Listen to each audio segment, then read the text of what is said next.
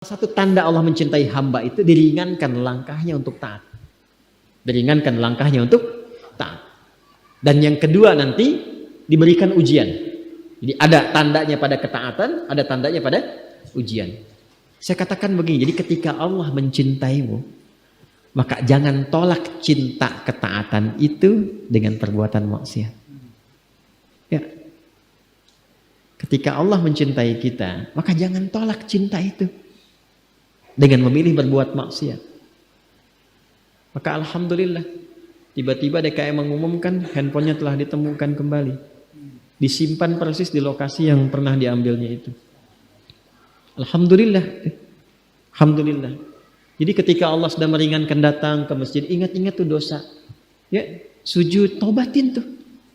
Alhamdulillah pulang dari sini dibersihkan misalnya, bersih dosanya, nyaman lagi, tenang lagi. Nanti ada kelapangan di hati. Ciri dosa diampuni itu hati lebih lapang, enak gitu, tenang.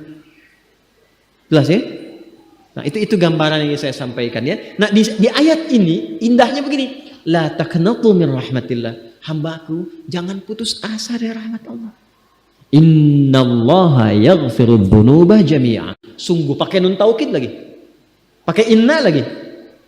Harfu nasbin wa taukidin tansibul isma wa tarfa'u khabara mabniyun 'alal fathi la mahalla lahu minal i'rabi.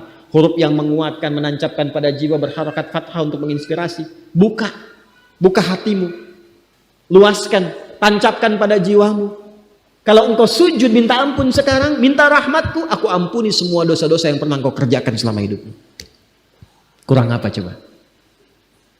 Itulah rahmatnya Allah itu. Karena itu ketika ada hambanya yang beriman dan ada hambanya yang ingkar dengan yang munafik, Allah lebih memberikan perhatian kepada yang ingkar, yang munafik supaya sama-sama beriman. Kurang sayang apa lagi coba? Gitu ya.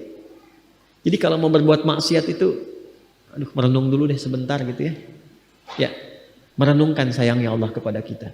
Apa tega melepaskan sayangnya Allah dengan perbuatan maksiat yang dipilih kemudian. Konsisten aja jaga itu sampai meninggal. Insya Allah husnul khatimah. Insya Allah husnul khatimah. Nah, jadi ini cara memahaminya. Makanya setelah itu diminta tunduk.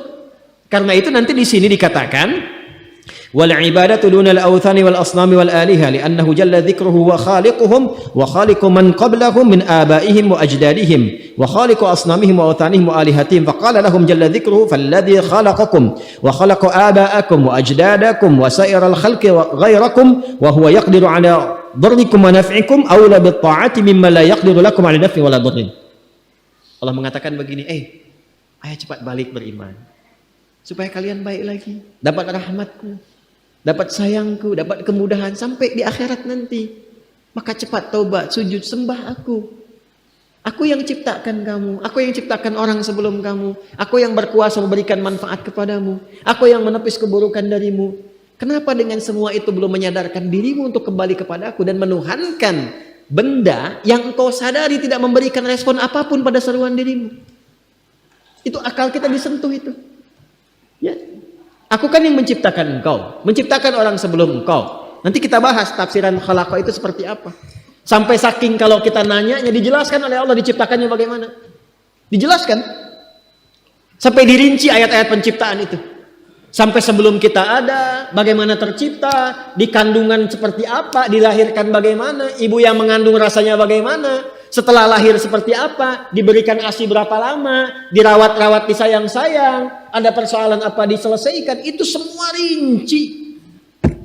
Bahkan turun surahnya, surah 76 itu surah Al-Insan. Tentang manusia. Hal ata 'alal insani hinum minad dahri lam yakun syai'an madhkura. Apa kamu belum sadar juga? Dulu ketika kamu belum ada itu, kamu ada di mana? Dalam kondisi apa? Satu-satunya kitab suci di muka bumi yang menjelaskan tentang penciptaan manusia dari sebelum ada sampai berpulang dengan sangat detil hanya Al-Quran. Dan yang bisa menjelaskan dengan detil itu pasti penciptanya. Kalau bukan pencipta nggak mungkin bisa menjelaskan dengan detil. Mustahil. Yang membuat spidol mampu menjelaskan spidol ini dengan rinci. Bahannya apa, kadar tintanya berapa, fungsinya bagaimana, bisa dihapus cepat atau tidak, yang bikin. Al-Quran rinci menjelaskan tentang penciptaan manusia, menunjukkan bahwa Quran firman Allah. Dan nyata Allah pencipta kita. Sekarang yang menciptakan kita, menyayangi kita, mengasihi kita, jangan sampai kamu celaka. Aku yang ciptakan engkau, aku yang menyayangi engkau, aku menerima taubatmu, aku memberikan kasih kepadamu. Cepat kembali. Kembali. Sekarang alhamdulillah kita mengatakan beriman. Tapi kategori yang mana? Apakah iman yang pertama? Ataukah mengaku di lisan beriman tapi masih ada perbuatan maksiat? Atau ada sifat nifak yang menjangkiti dalam hati kita? Maka dengan ayat ini, satu ayat ini aja, pulang tobat. Pulang tobat. Saya nggak mau Anda ngaji hafal ayatnya, cuma tahu halaman, tahu ini. Itu bukan istimewa. Banyak yang bisa begitu. Orientalis banyak kok, hafal Quran, hafal hadis, ini itu banyak. Yang saya inginkan, apa manfaat ayat ini terhadap perubahan pada diri kita? Karena ahli Quran itu kalau benar ngajinya merubah dirinya, lebih baik.